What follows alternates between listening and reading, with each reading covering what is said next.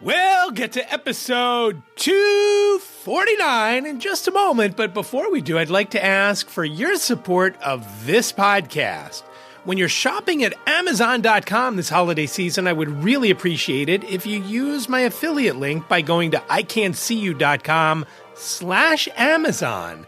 That'll take you right to the Amazon.com homepage. Shop as you normally do, check out as you normally do. It doesn't cost you anything more, and I may earn a small commission on your qualifying purchases. Again, that's iCantCU.com/Amazon, and remember, iCantCU sounds like a whole sentence, but it's only 7 characters long. iCantCU.com/Amazon. Thank you so much for your support. I really do appreciate it. From Studio B in Swarthmore, this is the iCantCU podcast with David. It's like blind people for dummies.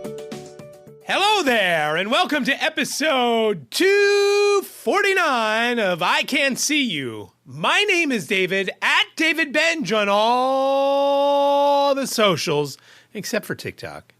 And I'll get to that in a minute. I really am so happy that you're here and really do appreciate you checking out this episode. Thank you so much. We're going to lead off with something funny about the birthday boy. As of today, the 17th of November, it's around 1 o'clock in the morning, and Ziggy turns 3 years old. Now, I asked Alexa yesterday, how old is that in human years? And she told me 28. So I've had a couple of different numbers ranging between 25 and 30, so he's actually now older than Jane.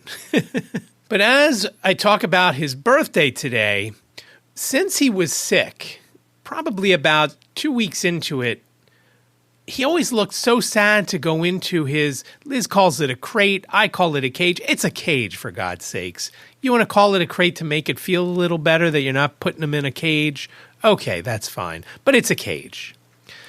He was looking sad, and we thought, you know what, let's try and have him sleep in our bedroom. We got him a bed, and we put it up against the wall near where it's cold because he likes it cool, and he sleeps in the middle of our bed. He has not once laid on that bed. In fact, that bed that was about $100 is going back on Saturday. So last night, and he gets so excited. Liz goes to sleep early. Liz goes to sleep the same time I went to sleep when I was like 12. She goes up in the 9 o'clock hour, sometimes right around 9, usually never till 10 is she awake, unless she's already sleeping on the couch downstairs. But she goes up, so we take Ziggy out, and then he goes up with her, and he gets situated. Now, as soon as he gets up there, he wants to play a little bit once he's on the bed, and he bites me, and he bites Liz, and he likes to lick the hand lotion that Liz puts on every night from the 87 times she washes her hands at school every day. He likes to try and lick that off, so she can't keep her hands from under the covers, or he will lick it off. So that's also probably not good for him.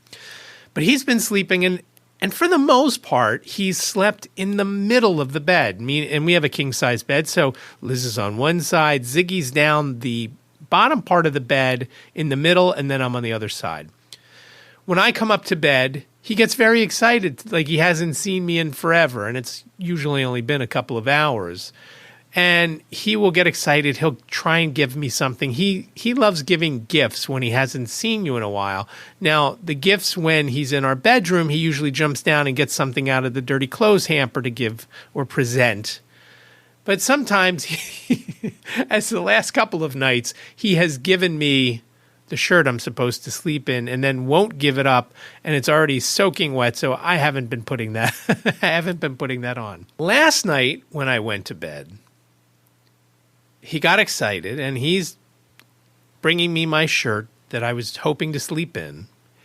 And instead of laying back down in the middle of the bed, down at the foot, on the bed, but down that end, he came over as I sat on the bed to take off my shoes.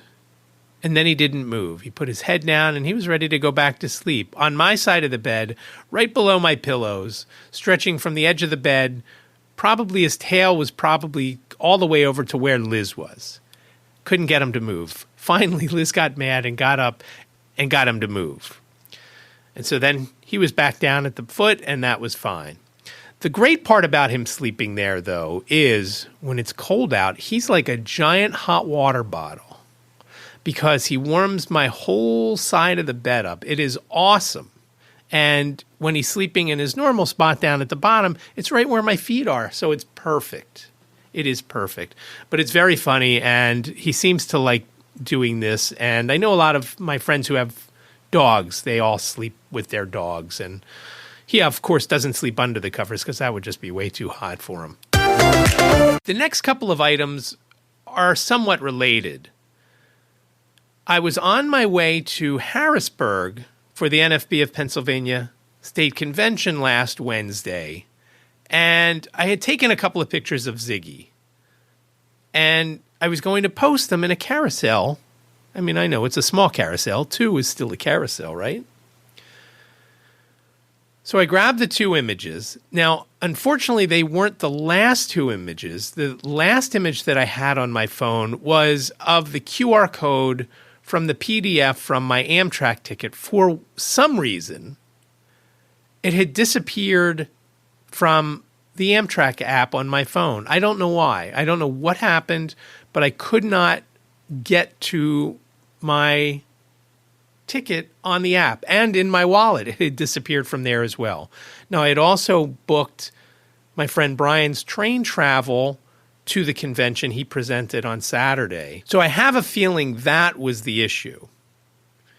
But whatever, I had the QR code, and when the conductor came, I opened my photos and I grabbed the QR code and I had him scan it, and that was good. So when I went to post on Instagram, I grabbed the 2 pictures. I said I wanted to do multiples. And again, remember, when I'm doing anything on my phone, I'm using the screen reader on the iPhone, which is called VoiceOver. So I selected the 2 images, and I did the alt tags for them. And when I hit next, I tried to put a caption in, or whatever I was going to say about the 2 images on the regular post where everybody can see it. The alt tags are read by the screen reader, which if you don't have VoiceOver turned on or TalkBack on an Android phone, you have no idea what's in there. And usually it just describes the 2 images. In this case, one was Ziggy laying in the grass with a white fence behind him and a blue sky up above. The other one was Ziggy looking sad, and he was laying on the floor in our living room. And I basically said something like that. I don't remember exactly what it was. And of course, I can't see the images when I actually am telling what they are. And I only knew the difference between the 2 because of the white fence in the one. And that sometimes is an issue. I remembered when I took the pictures what they were, and I had somebody check them to make sure they actually looked okay. And I think that someone was Jane. But I can't see the little thumbnails when I do the alt tags. I just, again, have to hope that I'm getting the right ones. I know which ones I want to pick. So once I did all that, and once I checked everything that it was also going to post on Facebook, I then hit post. Or it might have, maybe it didn't even get to post. Maybe it was next. And when I hit next, it then took me back to the beginning, like I was starting all over. And then, of course, what it showed as the image that I was going to post on Instagram, it was the QR code for my train travel. And I did this several times, changing the order of which I did things. Sometimes I did the alt tags first and then did the description. Other times I did the description and checked all that other stuff and then did the alt tags. Nothing, and I did it about 4 or 5 times, and I was so frustrated. And hopefully I didn't say anything bad on the train because I was trying to do this on the train. So I let it go, and I figured, okay, I'm just not going to do it. Now, at this point, I wasn't able to even tweet my frustrations because my new phone could not get me on Twitter, even though I was entering all the proper credentials. Couldn't get it. And Jane and I had gone back and forth for a while with that, and she had told me the way she got back on the different social networks if she couldn't get on, she would delete the app, then re-download it, and then do it. And that's what I did about a week after all this stuff went on with my Instagram stuff. Now, the Instagram, I haven't had an issue. I've been able to log in and everything else. It's just that I can't post a carousel. I didn't want to post each image individually, although I guess I could have. I was just so frustrated by the time. And again, one of the issues I have, I'm holding my phone and my hands are killing me. And I'll talk about that a little bit later. And so the more I try, it hurts after a while. So I stop and I put the phone away and I just sit there and do something else. Now, today I finally decided that, hey, you know what? Maybe I should have a TikTok account because I'd like the Chinese government to track me wherever I go because it's like that Beavis and Butthead episode where they're standing in the convenience store and they're watching the tape. The owner of the convenience store is watching the tape, and they are just stationary as everybody's flying by them because they're watching at double speed or whatever it is, and they're just in the same spot for like 8 hours. I'm here all day, usually, except for last week when I was in Harrisburg. So I thought, let me do get a TikTok account for the podcast. I have one called Ziggy and the Man. I'm the man. I've never posted anything on it. I signed up for it because I wanted to have the same. I also have an Instagram account for him, Ziggy and the Man. And again, it's just so difficult to post. And because I can't post from my computer, and I know you can when you schedule them and you go in and do all that, but then it doesn't do the alt tags. It's a mess. And some of it may be user error. There's no doubt that that could be part of it as far as the Instagram stuff goes. But with TikTok today, I couldn't get past the sign-up screen. I just wanted to have iCantCU podcast. That was going to be the handle, but I couldn't even get to that because I got to the spot where it asked for my birthday. And I only know this because none of this page was readable with VoiceOver. None of it. The only reason I know what this page said was I took a screenshot. I took it into Be My Eyes using their AI and got the description. Now, I wasn't sure how I was going to enter the birth date. Of course, it didn't tell me that, but down at the bottom of the screen, I realized that it was basically those almost as like a wheel, like you could spin a wheel and the days of the month go by or the months go by. But I had to shut VoiceOver off to do any of it. It was completely useless when VoiceOver was on. I couldn't do anything. I would just touch around the screen and nothing would happen. The only thing on the screen that I could read was how much battery life I had left and what my Wi-Fi network was called and what time it was and things like that. So I couldn't do that. So that's going to be tech support when she comes home this weekend for a few days off next week for Thanksgiving. She will help me set that up. And hopefully I won't have an issue posting on TikTok, but we'll see. When I was trying to do that today, I was so completely frustrated thinking, you know what, we are not the same. Blind people and people who can see are so different. And at some point, I got to realize that. So it was kind of bumming me out, I'm not going to lie.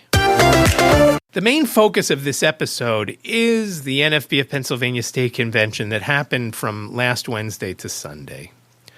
And you can hear my throat is a little funny. I even debated if I was going to record tonight. Everybody has a little something that they that they took home from Harrisburg. I've heard from probably about 10 people who have different levels of illness. Now, my friend Lisa tested herself for COVID the other day, and when we were texting today, I said, you know what, that was too soon. Maybe do it again if you have another test. She did, and she doesn't have COVID. Doesn't seem like it's COVID, but I've heard that one person has either bronchitis or hopefully not pneumonia. I've heard from others that have had fever and chills. So it'll be interesting to see moving forward what everybody came home with. And I was a little concerned. As I said to Liz before I left, I said, maybe I should buy something to bring you home so that what I don't bring you home is COVID again. And it would be funny if she got COVID because of the family, she, I believe, is the only one that got the latest COVID vaccine. I haven't gotten it yet. I'm pretty sure Jane hasn't gotten it yet. Jacob may have gotten it, but I'm not 100%. I don't think he has, but I don't know. So the convention itself, it's always a lot of fun because you get to see people from all around the state who you only get to see every so often because of things like the convention or national convention or some other NFB of Pennsylvania events, leadership seminar and things like that. So it's always fun to get together. I knew going into it, it was going to be a lot of work this year. Besides doing the website and doing the forums and things like that, and I'll get to that, I got something really cool for doing the website, and I'll tell you in a few minutes. I was also tasked with helping with the sound. And I have never touched this machine, and it's a mixer. It is a Mackie, what is it called? Pro FX 12 version 2. It's about 5 years old. And it's got a whole bunch of knobs and sliders and things like that. I have no idea what the knobs do. I tried to watch some YouTube videos and learn what they were. But of course, once I was standing in front of this thing, I'm like, I don't remember what any of those knobs do. But I know that the sliders controlled the volume of the mics. And it was actually pretty cool. We had one corded mic, which was the same mic, the same model mic that I am talking into right now, Shure SM58, which is one of those indestructible types that you see. It's a very, I don't want to say iconic, but you will see it on stage during stage performances, during concerts and things like that. They're very, very durable. That's the corded one. Then we had a couple of handheld wireless ones. And then we also had, which was really cool, we had a couple of lavalier mics, wireless mics. So during my presentation, for example, I walked around this big ballroom and got a lot of steps in, probably about 7,000 of the 11,000 I did that day was during my 3-hour presentation. I know that sounds like a long time, but I wasn't talking the whole time. We had guests. It was basically like a 3-hour podcast. We had someone from the state named Chris Cowan talk about the BEP and the small business programs that blind folks are eligible for. We had Dan Gardner from View Plus and Bill McCann from Dancing Dots to talk about their businesses and how they started them. In Dan's case, he didn't start it, but he took it over. It was a family business that, as his folks got older, he took over. And so basically I'm asking questions. We asked the audience for questions, things like that.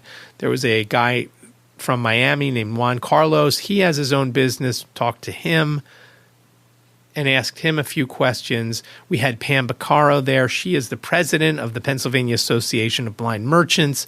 She talked about the BEP and what it's like to run one of their micro-marts. Yes, those are the things that they're a little bit different than the blind bodega, but basically it's the blind bodega. It's the blind bodega in the 21st century. Let's say it and leave it at that. So that all went well, but I'm asked to do this board, which I also did during my presentation. I was running back up and checking the levels. Sometimes it got a little weird, but it all went pretty well, I thought. And again, I got the steps in. I can't stand still. It's very difficult. I don't know why. I'm sure there's some issue there.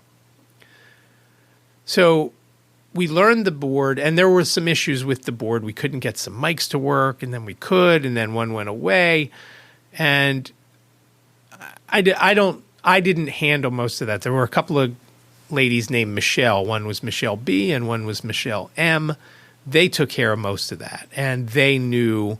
They've operated the board before, so they were the main people that operated the board. But there were all sorts of technical issues with that. But I helped set it up, and we had it in the ballroom that we were in, which when they first had set it up, it wasn't actually completely set up when I came down and started helping. We had to move some speakers around because the cords weren't long enough, and we had to do this and move that and so forth and so on. But I did that, and I was happy to help and do that. And that was basically, besides my presentation, that was basically what went on Thursday. First setting up the equipment, and then doing a couple of other things. I was asked to do some other things here and there during the day. And then Thursday night was the presentation by I forget what their actual name is, basically blind veterans. Some of them were blinded while they were serving, and others had gone blind after the fact. But that's always nice. The nice thing about this one was that there weren't as many certificates to hand out, because the last few years, everybody in our group in the NFB of Pennsylvania had already recommended their parents or their brothers or themselves for the certificates. Now, we actually had a couple of vets in the group, both from Keystone Chapter, Mark Bias and Kenny Robinson both served. And maybe next year they'll get the certificates and get recognized. So it was a shorter than usual service. And I missed last year's, I'm sorry, it's not a service, celebration, let's call it that. Last year I missed it because I bumped my head. And I say bumped my head, I mean blood was going everywhere. And I still think of it every time I put the shirt on that I was wearing that day, because I loved that shirt. And there's still, if you look closely, you can still tell the blood is, still in there a little bit. You can still get that idea. And yes, we used OxyClean. That was Thursday, and things, again, not terrible, but not going 100% smooth. And you're never going to get 100% smooth. And just like with Believe You Can, we expected technical issues. There's always going to be technical issues when you're dealing with all sorts of different things like that. The lunches, the hotel kind of did their part that day. There were quote-unquote box lunches. They were actually in bags on Thursday and Friday. Friday I was bummed because there was no cookie in the bags. And I really liked those cookies. Now, these cookies weren't nearly as good as the ones last year in Pittsburgh. And it was a different hotel chain last year. I don't remember. Marriott last year. So that went fine. Friday is a time for the different groups to meet. And, for example, the Pennsylvania Association of Blind Merchants, the Blind Parents Group actually went from being a group to a division. The Seniors Group met, and all those other folks met. Students met, blind students, things like that. That's what goes on. Now, the first thing on Friday that I participated in was we had Rabbi Lenny Sarko, and he brought, and he didn't give me the what for not going to the synagogue for about 2 decades other than my parents' funerals. He brought with him something it took him a long time to create, and that is Braille scrolls. And he went over how he did it and how he was able to do it. And there's all sorts of, in any religion, and I know this may offend some people, in any religion, there's all sorts of craziness that you can't do it that way, you got to do it this way. And there are reasons for it. But he had to do some workarounds to stay within those boundaries of I can create this, and it's got to be X number of columns, and it's got to be X number of rows, and it's got to be this. And how do I make, Braille is all the same size. How do I make these letters bigger or show that they're bigger? Because in the actual Torah, they are larger to emphasize them. But Braille is, those cells are 6 dots. That's it. There's never any that are bigger. So he came up with a way to do that. And it was very interesting. The sad part was there was only a table of us there to take in his presentation. It was in the main ballroom, and there were about 10 of us. And it was nice because it was very intimate, and it was interesting. It really was interesting. And I touched God, not in an inappropriate way, too. There's the word God that's written, and I don't remember what it is in Hebrew, of course, because I'm that kind of Jewish person. So I was able to touch that. He asked me if I wanted to touch that spot, which I did. And I couldn't tell you what the letters were, even if I wanted to. And it was in Hebrew Braille, or Braille Hebrew, I guess is more likely what it is. And just very interesting. It was very, very interesting. In fact, we're going to have him and his wife on an episode of White Canes Connect because it really was incredible how he did this. And the story has to get out there. So other folks who are Jewish and in other places around the country, when they need to do something on the, let's say, a bar or bat mitzvah, they'll be able to read right from this Torah during their bar or bat mitzvah, even if they're blind. And you can't memorize it. That's one of the rules. You got to read it word for word so you don't mess anything up. Or it ends up like Whisper Down the Lane, like in Johnny Dangerously, and nobody knows what the story is except for the last guy and the first guy. Saturday is what's called general sessions, where a lot of people present. Some of the folks talk for a little bit longer than others. And like I mentioned, Brian Fischler talked. He talked for about 20 minutes about his Flight for Sight award and traveling to all the different ballparks and the travel issues that he came upon and things like that. But it's broken into two sessions. There's a morning session that goes until about noon, and then there's an afternoon session that goes from 1:30 to about 5-ish. In between, of course, is lunch. Now, Saturday's lunch is a sit-down lunch.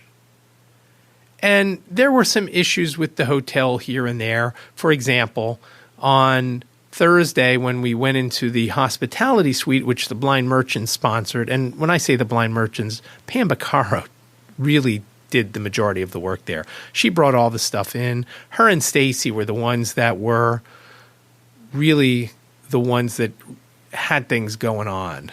And Eugenio worked a little bit in the morning. I was in there every day, but I didn't really do anything. And so I can't take any credit for that. I just kept telling Pam, look, you got to get reimbursed for all this stuff, because it was hundreds of dollars worth of stuff.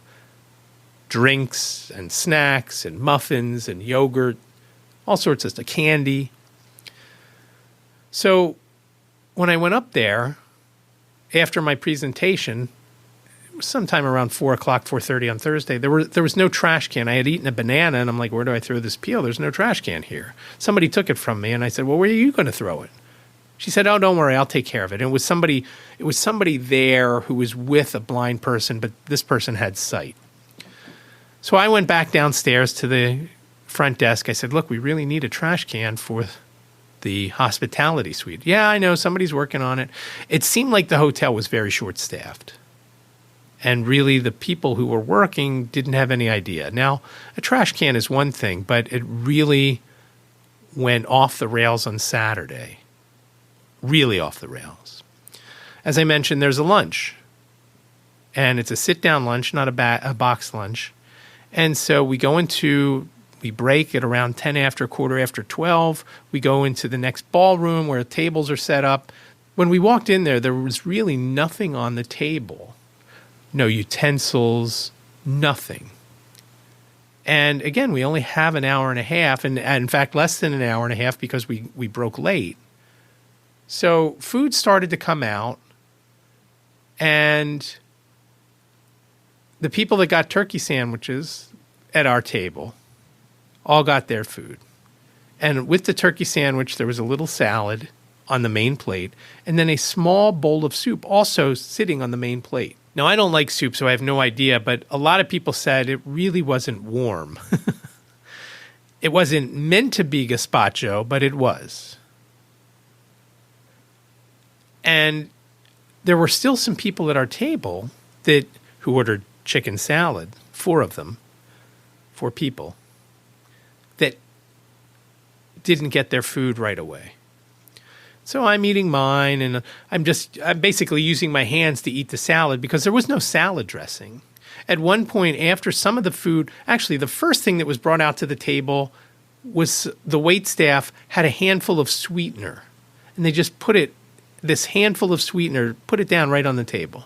Not in a cup, not in a bowl, not in anything.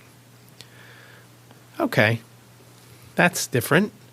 But we waited, and then, like I said, we got the turkey sandwiches, and I ate my turkey sandwich, and I used my fingers to eat the salad, 1 leaf at a time. And the salad was actually good. It was more of a mixed greens than a regular typical salad. And meanwhile, we're still waiting and we're all talking. Most of the people at the table knew each other, so we had plenty to talk about.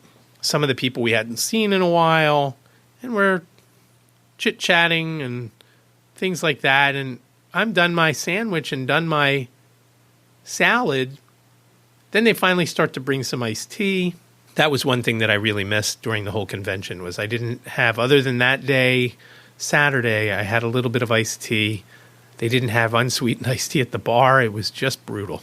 My friends still didn't have their sandwiches, their chicken salad sandwiches. And again, there were 4 people, so I got up. I figured I'm done. I'm going to go see if I can find somebody to get these people their food. You know, it's now after 1 or right before 1, and people keep coming over and saying, yeah, it's on its way up right now, was the first time before I got up and walked around. And that was the main guy. His name was Desmond. And he was terrible. He was the hospitality person, the main guy for the hospitality. Awful. Overwhelmed. Couldn't figure most things out. Just brutal. So he tells us, and then he disappears. We don't see him again. Some of the other wait staff come over. Finally, I get a little testy with one of them. And I'm sure I'm on some list of this guy. But he was mumbling under his breath as he walked away. And at this point, it is now after 1 o'clock. And again, we have to be back in the other room at 1:30. I get up again. I go and ask someone else. Somebody rushes out of the room to see. Finally, by around 20 after 1, we're told, you know what? We really don't have those chicken salad sandwiches. They're not coming. Which they knew. At 1:45, they could have told us that and asked the people to get something else. There was a mother and her 16-year-old daughter. The mother is not blind. The daughter is. They decided, I can't wait any longer, so they left the hotel and went to a pizza place, which she said was very good. Either brick oven or coal-fired. I don't remember what, but they said it was good. A couple of the others, one of them being Harriet and this other guy named David got his turkey sandwich fairly quickly. Harriet never really got the replacement. Just brutal. Another issue that we had, and this is taking a step back, Friday night is an auction and a talent show, and I had hoped to bring you for Just Listen this week a clip of someone who did an original song. She had a really good voice. She did 2 songs, an original one, which, of course, I asked her if I could play it. I don't have the file, though.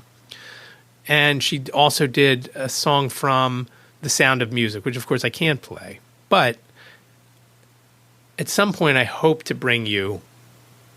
Her name is Sadie McFarland. She's actually from Ohio, but she goes to school in the Harrisburg area and hopes to get a job somewhere in the Harrisburg area once she graduates college in May.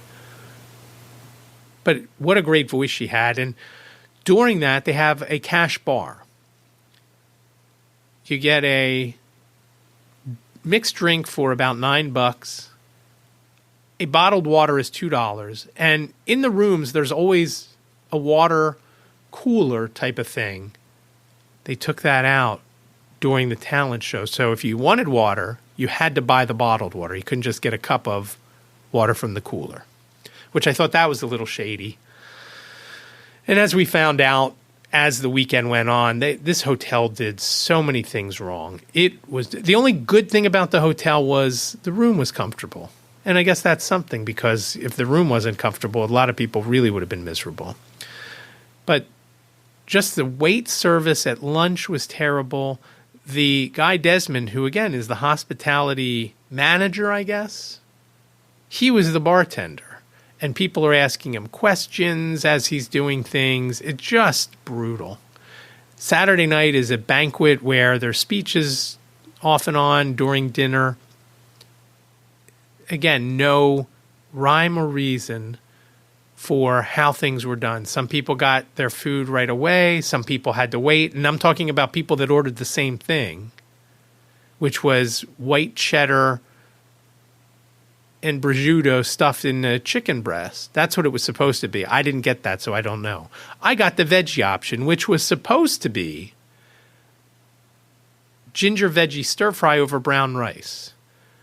Finally, after most of the folks who got the chicken had theirs, they came over and said, who got the veggie? I raised my hand. I was the only one at my table. And again, I'm not a vegetarian. I'm not a vegan. I'm neither of those. But I usually like that stuff. And I usually don't like the chicken option or the meat option, if there was one. And there was no meat option, just the two. So they bring my food, and I'm like, oh, I've been waiting for this. I saw the all the orders come in for it. There were 17 people out of the 110 or so that ordered food.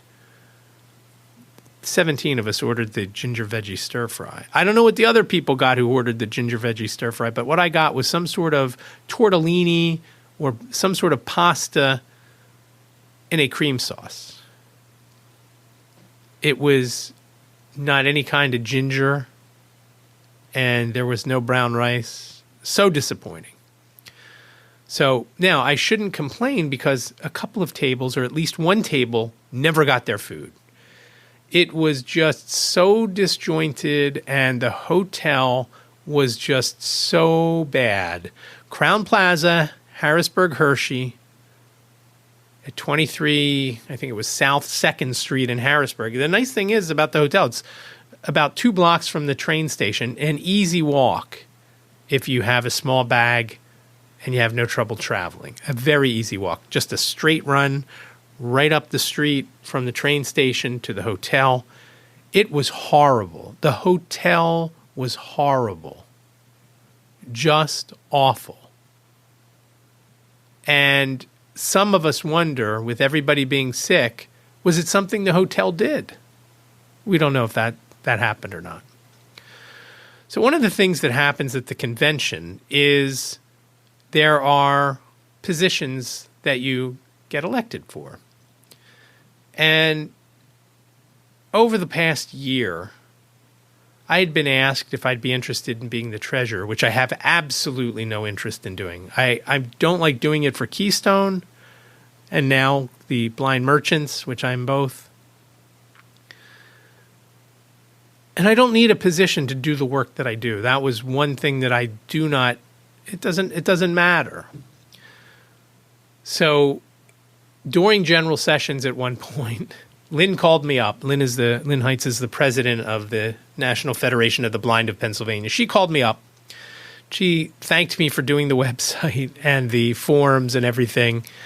And then she gave me tea that has a good amount of caffeine in it and a pound of loose tea. And I've tried it. I actually have it I've had it every afternoon this week since coming back. And I do like it. It's Darjeeling. And like I said, I do like it. I had plenty of lemon in it today. I probably should have put some honey in. Maybe my voice would hold out a little longer. So that I had mentioned that earlier that I was going to talk about that. So back to the elections. Over the summer when I was at CBVI, maybe it was late spring, I got a call from my friend Kirk Hunger. He was, I don't know what the word for boss is in Spanish, but he was my boss at the Blind Bodega, both in the Green Federal Building and the IRS building. He needed someone to help him while he moved from there to vending machines at the postal facility in the Byberry section of Philadelphia. And if you go back and listen, I did the vending machines for a couple of weeks. It was just so far. I spent 4 hours working and about 4.5 hours commuting on either end of that work because of the train schedules and things like that. It just was too much for 4 hours a day. But Kirk had called me when I was at CBVI and he said, "Hey, do you think I could be the first vice president?" I said, "Yeah, I think you could do that." He's very, what's the word? He's very outgoing. He is a people person. And he is good at that. And I told him I absolutely think he could do it. So I'm thinking, okay, he's going to be the first vice president. The other folks, the nominations were the people who were already in the office. Lynn was renominated for president, and Harriet was renominated for secretary, and the board people were the ones whose time was up they were renominated. There was no one in the first vice president spot because of what happened at last year's convention.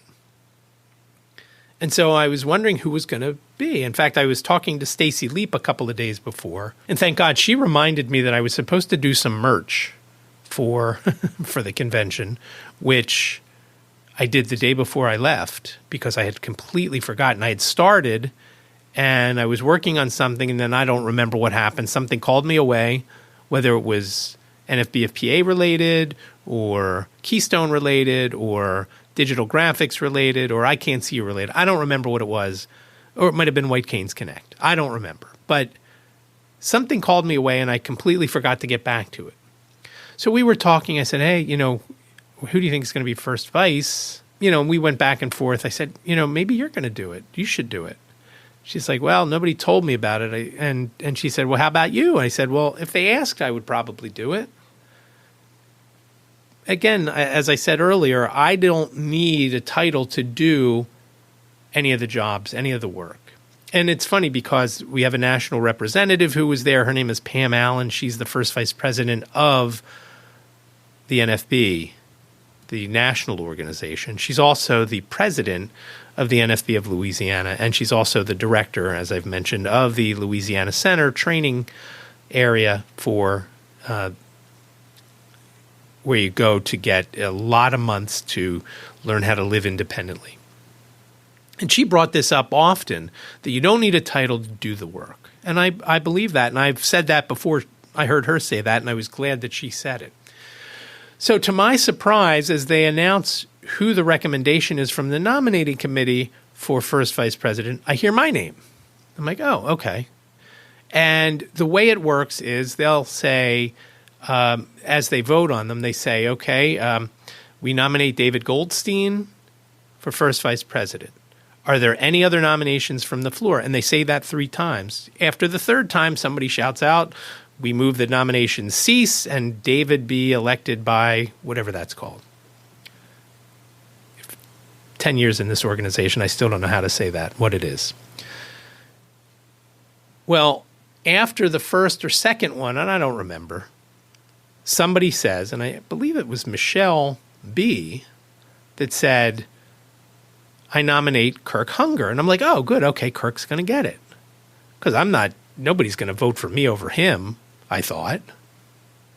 And some other people at my table, some people that I had just met, said, oh, we should vote for you, right? I said, no, Kirk really wants this. Vote for him. So I don't know who else at my table. I believe most of the table that I was at voted for Kirk. Evidently, a lot of other people voted for me. And while I was surprised and it didn't matter to me whether I got some sort of title or not, I think deep down inside, I think I'm happy that I got it or excited. I don't know what it is, but I believe deep down I'm happy I got it. I haven't told a lot of people. In fact, we just told Jacob today because we were talking about something and then I told him the story. So I am now the first vice president. Actually, I don't know if I'm now the first vice president. I don't know when my term starts. And it's just basically being there for when the president can't do something. And again, it's an all-volunteer organization. So it's not like, oh, I'm going to get a paycheck. There's no paycheck. None of us get paychecks. We get reimbursed if we spend money on certain things. Like I get reimbursed for paying for the hosting for White Canes Connect. But there's no money. There's no money involved. And sometimes it's a lot of work. As I mentioned, doing the website was a lot of work, a lot of hours. And so I'm still the same thing with Keystone Treasurer, same thing for the Merchants Treasurer, and now I've added this other title. So it'll be interesting to see how the next 2 years go, because it is a 2-year term. And I don't know how Lynn's health is, but I hope she's in great shape. Because if she's not, I don't know what I'm going to do. Because I don't know, as I mentioned, I don't know a lot of things. So that was the big takeaway. And the 2 takeaways for me was that and how horrible the hotel was. The Crowne Plaza in Harrisburg, Hershey. It's called the Crowne Plaza Harrisburg Hershey Hotel. And Brian was telling me it said also resort, which, of course, this place was not. He went down for lunch the one day. The restaurant was closed for lunch. Wait times in the hotel restaurant for dinner. Lynn was telling me she waited an hour and 45 minutes and finally got up and walked out. And that was after her order was placed. Some of that waiting time.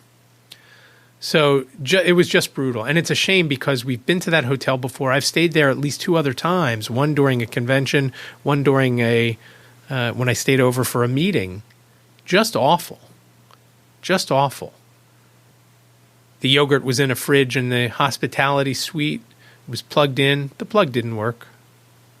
So I don't know how long the yogurt was sitting unrefrigerated. Things like that. Just all sorts of, some big, some small. The wait staff not knowing, as Kirk said to me when we talked a few times about it, they just weren't trained right. And some of the people, as I was getting a drink I was getting some water for myself and a gin and tonic for Brian, it took the guy probably a good 4 or 5 minutes to make this gin and tonic because he would put one thing and he put the ice in. Somebody would come and ask him a question. He'd start to do the lime and somebody else would ask him a question. One of the people came over and asked him a question and he said, make sure you do the head table first. The head table, of course, is where Lynn was sitting, the president, and the VP number 2, Emily Gindelsberger, who's also the chair of this convention. The server says, what's the head table? Now, whether you can see or not, all the tables in the place were round, except for the head table, which was long. So just that alone, you would think you could figure it out. So it was clear to me, and I went back to the table and I asked a couple of the young folks who were at the table, I said, what's the head table? They didn't really know either, but they're not in the hospitality industry. They were sitting there eating or hoping to eat during this thing. And this person who asked the question, again, she was young, probably a kid, but she didn't know what the head table was. And that's something that, to me, would have been one of the first things said to these people when you become a server at a hotel that has a head table in their events. Because I'm sure this wasn't the first one that had a head table during a event. The hotel was awful. Just awful. And funny enough, today I got a text and an email from Pam Baccaro because she's doing a holiday party for the blind merchants and the BEP vendors. It's at that hotel. Who knows what kind of food we're going to get, if anything. They're going to eat in the restaurant and then move over to the bar and have it there. So I would love to go to that, but I don't think I'm going to because it's the same day as the Keystone chapter Christmas party, and it would just be a lot going from the one party, jumping on the train, going to Harrisburg, and then staying overnight. So that was the convention. It was great to get together with everyone, made some new friends, and it was nice to see there were some younger folks there. A girl named Esther from Lock Haven, and as I mentioned, Sadie, who's still in college, and Becca kind of hung out with them. Becca is in the Keystone chapter. She's Jane's age. So it was nice that they hung out. There was a guy who Trish Maunder had told me about who I connected with. His name is Spencer. He was there. So hopefully he'll hop into Keystone. It was just nice to get to meet these folks. And again, see some of the older folks that, I've seen over the years at these different functions. And I won the auction for a lady named Shirley Scott. We had her on White Canes Connect. And when we had her on White Canes Connect, she told us how she made candy. She made caramels. And I asked her then, or said something then. I said, that next year's convention, maybe you could bring some for the auction. And when she registered for the convention, and I saw that in my email to her, showing all the different foods she picked for the different meals, which she probably got or maybe didn't get, I said, I know we talked about you making some candy. Well, not only did she make candy, these caramels, she also made these cookies, which we've been enjoying all week. And I keep forgetting to email her to tell her how much we've liked them. And I was sorry that I put them in my luggage for the trip home. They just didn't fit in my backpack because it would have been great to go up and down. They put us all in the same train car. And I guess I should talk about that. I'll talk about that briefly. But I won the auction for her cookies and candy. It was a combo.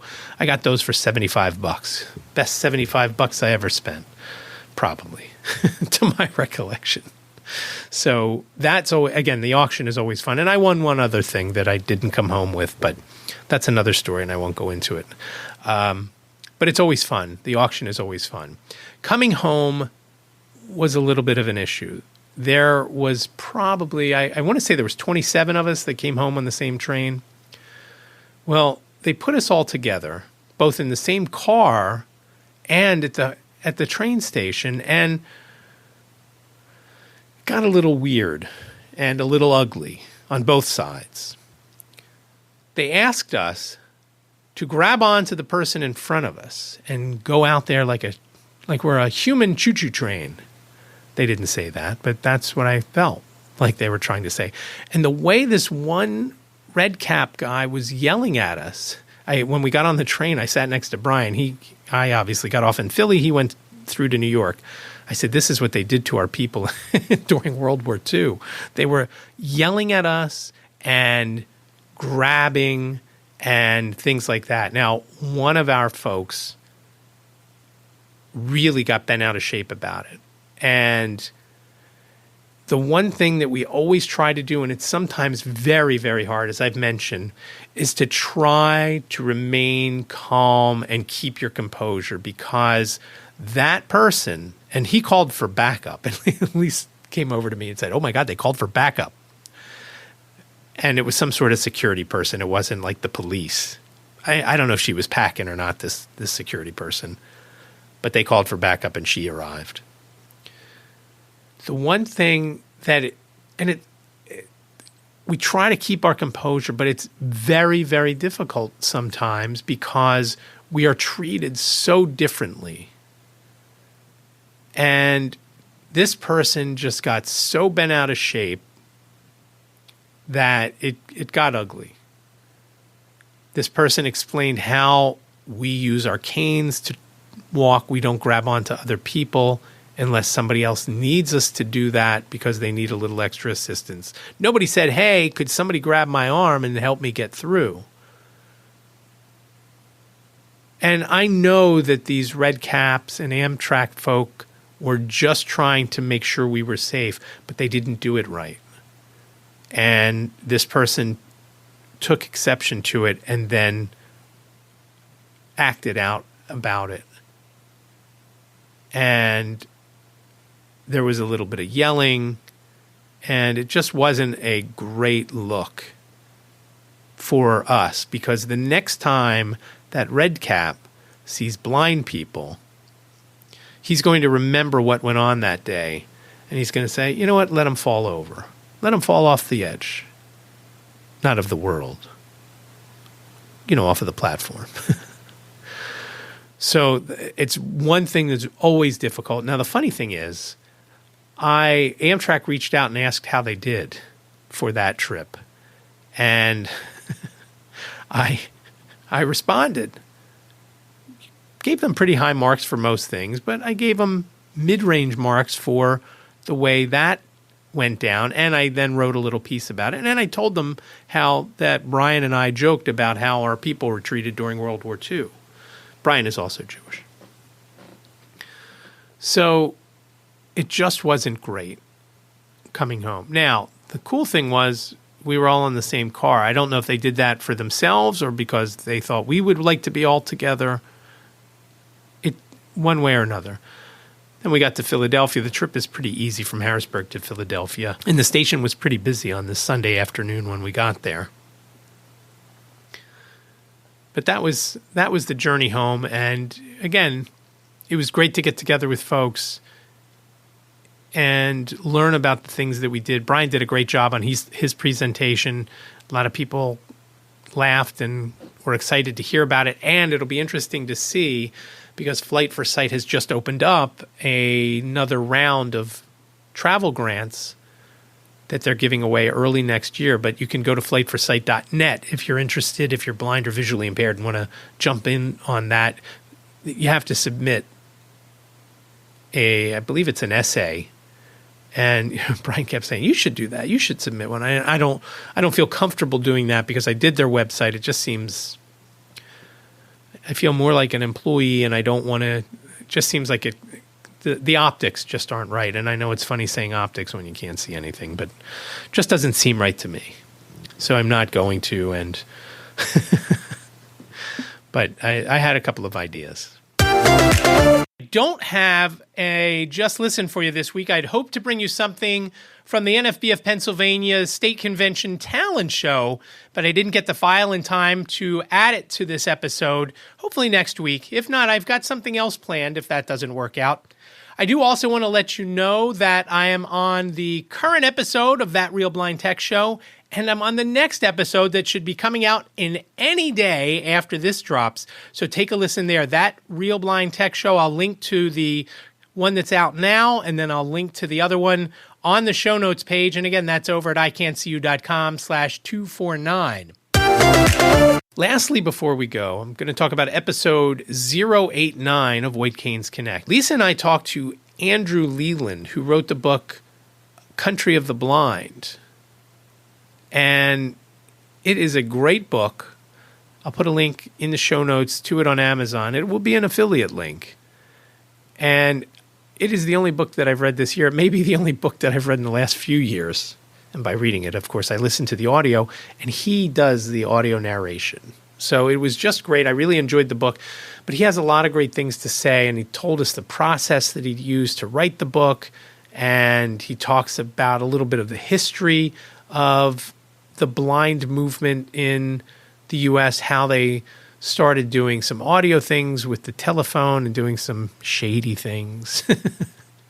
And it's a great book. He was great to have on, and he was very patient with us. He is also Jewish, and we talked to him on Rosh Hashanah, right before sundown. Well, it wasn't Rosh Hashanah when we talked to him, but right before sundown, he was getting ready to go to the synagogue after he got off with us, which I think is just great. He was very, very kind to do that for us. And it was a great interview. We really enjoyed it. And so, again, that's episode 089. Lisa and I speak to Andrew Leland. And, again, it's a great read. If you click the link in the show notes, you can read the actual book, or you can get the audio version. And, again, the audio version was great. So check that out. That is all I have for episode 249. It is hard to believe. I had hoped when I was getting close to 250, I was hoping that I could unveil a new logo and talk about some more things that's coming, but I don't have that. So that probably, unless some miracle happens between now and next week, that will not be that will not be the case. Oh, you know what? I am kicking around logo ideas. So if you have logo ideas, right now, if you're blind, my logo is basically looks like an eyeball, the shape of an eye, and in the eyeball area is a microphone. I kind of want to do away with that because I want to do, as I've previously mentioned, YouTube and some other things, and to put the microphone in there kind of defeats the purpose, because it's not just the microphone. And I thought about separating it. If you've watched Ozark, they, for each episode, had a circle, and in the circle was 4 sections, and they had different images in each section. And I thought about doing something like that, kind of separating it, basically doing a microphone, a video camera, a computer screen, because obviously blogging, I couldn't figure out what to do in the fourth thing. I don't 100% like that idea. I kind of just would like to come up with some other graphic to go along with the word iCantCU. And again, that is one word, ICANTCU. And for those who are wondering, the C's and the U are capitalized. And I do that primarily because screen readers. When it's not capitalized, the screen reader reads it as iCantCU. And I have the I, the only I, is lowercase because of iPod, iPhone, iMac, so forth. Did it along those lines. That's when I came up with it back in 2006, the logo type. That's what I came up with. And I didn't come up with iCantCU, by the way. Mandy Garcia was the one that came up with that. We were working at Salon Supplies and Interiors on a Saturday, and I said, I want to start this blog, and I told her everything about it. If you have an idea for a logo, I'd like to hear from them, whether you email iCantCUpodcast@gmail.com or give a call, 646-926-6350. Let me know. And as I started to mention, and I forgot to mention last week, show notes are available over on the website. Hopefully the website is up. It was down for a little bit yesterday. Again, all of my sites. Hopefully I'll get to migrate those like I had hoped. But show notes are available over on the website, iCantCU.com/249. That's iCantCU.com/249, all numbers. And remember, iCantCU sounds like a whole sentence, but it's only 7 characters long. iCantCU.com/249. Again, reach out, iCantCUpodcast@gmail.com, iCantCUpodcast@gmail.com, or give a call, 646-926-6350. You've got up to 3 minutes to leave your name and town and whatever you've got. Questions, comments, show ideas, logo ideas, whatever you got, please. 646-926-6350. Of course, you can always reach out to me on the socials, at David Benj on all the socials, Twitter, Facebook, Instagram, Threads, LinkedIn, and on YouTube, where you can watch listen to the podcast. Soon, I hope to have a video version available. Again, I do really appreciate you listening to episode 249. Thank you so much for spending the time with me. Be well, stay safe, and I'll talk to you next week. Thank you for listening to the I Can't See You podcast with David. Please rate, review, and subscribe to the podcast wherever you listen. And don't forget to share the podcast with your friends.